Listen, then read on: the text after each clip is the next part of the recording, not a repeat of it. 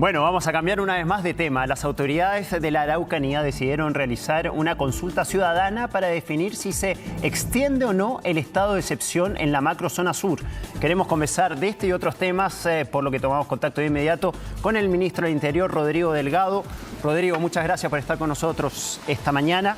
Consulta ciudadana en la Araucanía. ¿De qué se trata todo esto y a cuánta gente pretenden llegar con esta consulta? ¿Cómo estás, Roberto? Muy buenos días. Muchas gracias a ustedes por la invitación a conversar y por tocar un tema que es tan relevante. Ahora, quiero hacer una aclaración. Esta consulta ciudadana surge de la Asociación de Municipios de la Región de la Araucanía, la AMRA, en conjunto con también el gobierno regional que lidera Luciano Rivas, ¿cierto?, en la región de la Araucanía.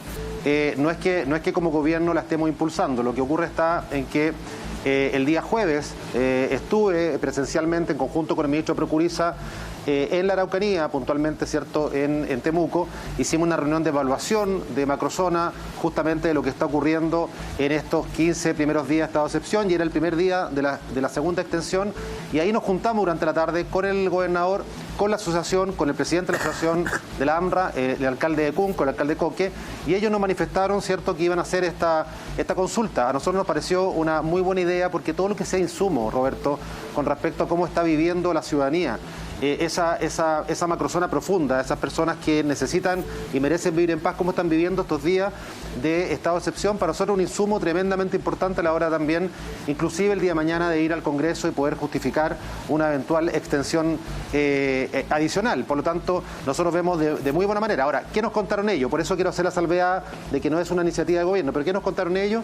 Que va a ser una consulta online muy parecida a la que hicimos en ese tiempo yo era alcalde, los municipios, ¿cierto?, el año 2019, post estallido social. Ustedes recordarán esta consulta online que se hizo a nivel nacional.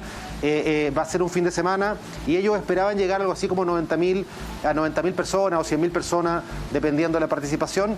Y por supuesto las preguntas que van a hacer van a estar relacionadas con cómo ha sentido la gente este estado de excepción, cómo lo consideran y qué es lo que espera la gente para adelante. Así que estamos, por supuesto, ansiosos de esperar también esos resultados para poder tomarlos como insumos. Sí, ¿qué es lo que espera la gente de aquí en adelante?, dice el ministro. Ahora bien, yo creo que acá hay un dilema en la gente que vive en la zona entre mayor seguridad para quienes viven agobiados por los hechos de violencia que hemos conocido ya en los últimos años, y también el tema de la movilidad, gente que finalmente pierde la capacidad de moverse a determinadas horas por este estado de excepción. ¿Cómo hacer para que convivan estas dos posturas? Porque nadie quiere que a uno le coarten la libertad de moverse, pero al mismo tiempo uno quiere más libertad. ¿Cómo hacer para conjugar estos dos elementos y que se pueda vivir sanamente ahí en la macrozona sur? Sí, lo que pasa, Roberto, es que este estado de excepción constitucional de emergencia no ha tenido ninguna restricción de movilidad, salvo los controles carreteros, por ejemplo, que obviamente la gente, más allá de que muchas veces puedan hacer algún tipo de fila, ¿cierto?, algún tipo de taco, porque obviamente los controles generan eso. En general la gente inclusive con eso lo agradece, pero no hay un toque de queda, pese a que es una herramienta que podría estar disponible para los jefes de la defensa. Sí. No se ha implementado el toque de queda, ni los horarios, ni la restricción a los municipios. Por lo tanto, la gente, lo que he podido recabar en mis conversaciones con alcaldes, con dirigentes sociales, con personas de distintos gremios, es que la gente en general agradece más seguridad. Y por supuesto, lo dijimos, este estado de excepción no es contra la gente, sino que sea a favor de la gente, es para que la gente pueda hacer su vida diaria normal, y creo que hasta ahora, y por eso con mucha cautela lo digo, Roberto, porque en esto los discursos triunfalistas no corren. Aquí los discursos que uno diga, mira, con esto se acabó todo, eso no corre para nosotros, porque efectivamente nosotros sabemos que esto es minuto a minuto, día a día. Por lo tanto, lo que hemos recogido de las conversaciones con los mismos alcaldes es que la gente apoya esta medida, y queremos refrendarlo obviamente efectivamente con esta consulta que estamos esperando como resulta del punto de vista de la implementación de la AMRA y del gobernador Luciano Rivas. Ministro, ¿este estado de excepción no podría entregar una falsa aspecto de calma en la región? Es decir, que mientras se mantenga este estado de excepción exista una reducción en los hechos de violencia. Vemos ahí en pantalla que la violencia se redujo un 61% en macrozona sur. El presidente el otro día decía que los ataques incendiarios se habían reducido, creo que a la mitad.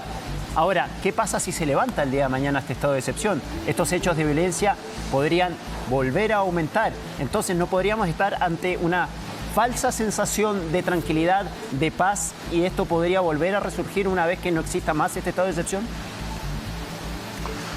Bueno, es una muy buena pregunta, Roberto. Nosotros sabemos que el estado de excepción, que el control policial, el control mixto con la Fuerza Armada en las dos regiones, las 4 provincias, tiene un impacto positivo desde el punto de vista del día a día. Pero aquí hay que buscar, por supuesto, soluciones más a mediano y largo plazo.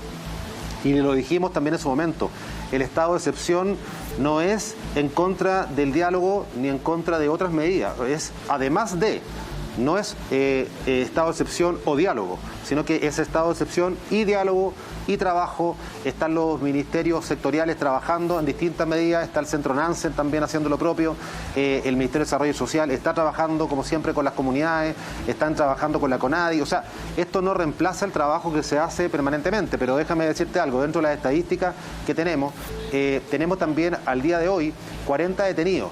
En un marco más amplio de muchos más detenidos, pero son 40 los detenidos que tienen o tenían alguna causa pendiente con la justicia, personas que estaban prófugas, y muchos de ellos que estaban prófugos son personas que estaban prófugos justamente por delitos relacionados con la violencia rural.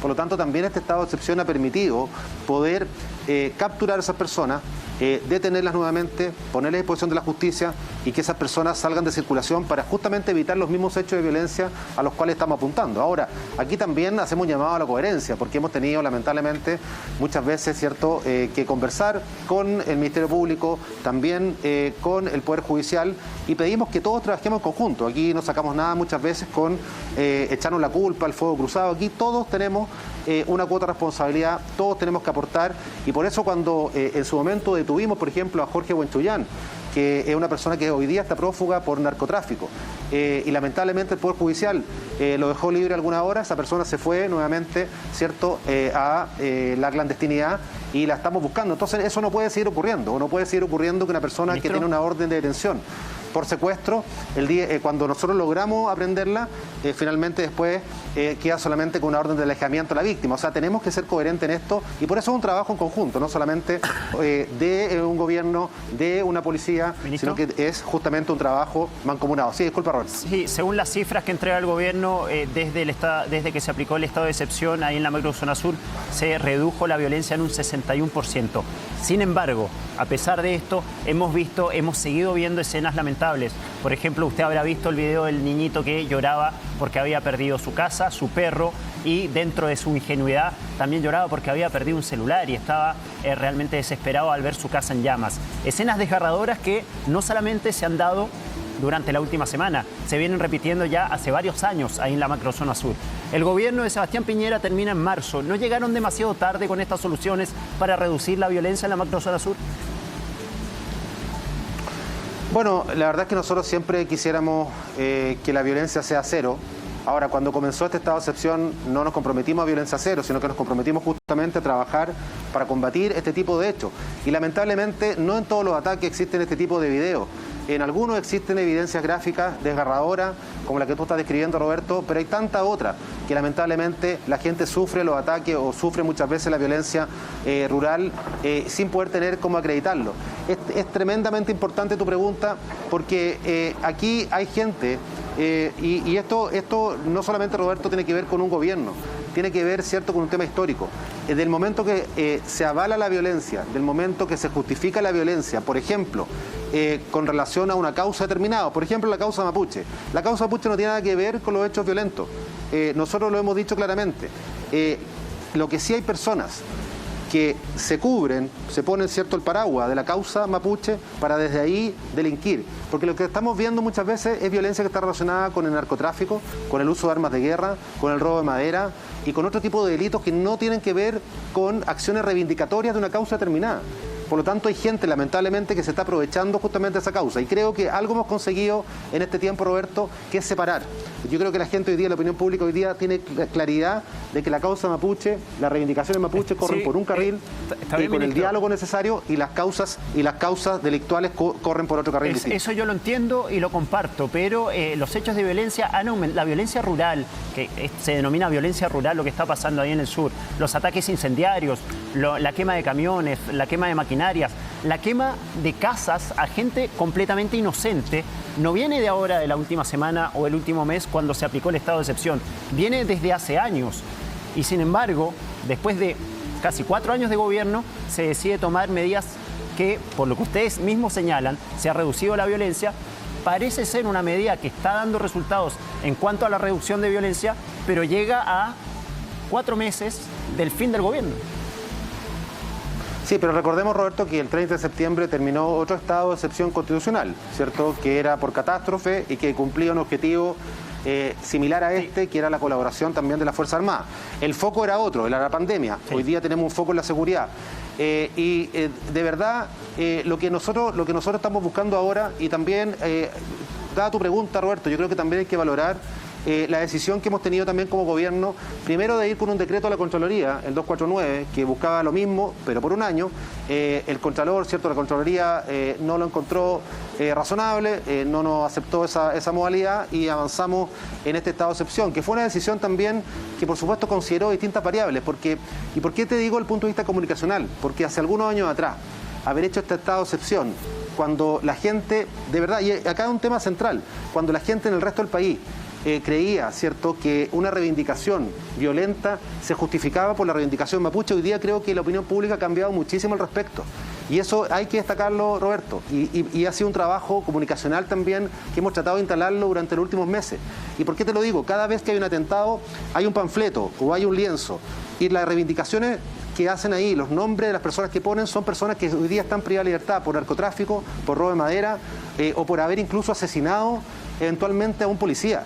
Esas son las reivindicaciones que hacen muchas veces para quemar una casa, para quemarle la casa a una familia inocente, la misma que tú dices. Entonces no tenemos que justificar eso. Y en la medida que seamos capaces de separar la violencia, vamos a poder controlarla sin que tengamos la opinión pública pensando que estamos atacando a un pueblo o una etnia.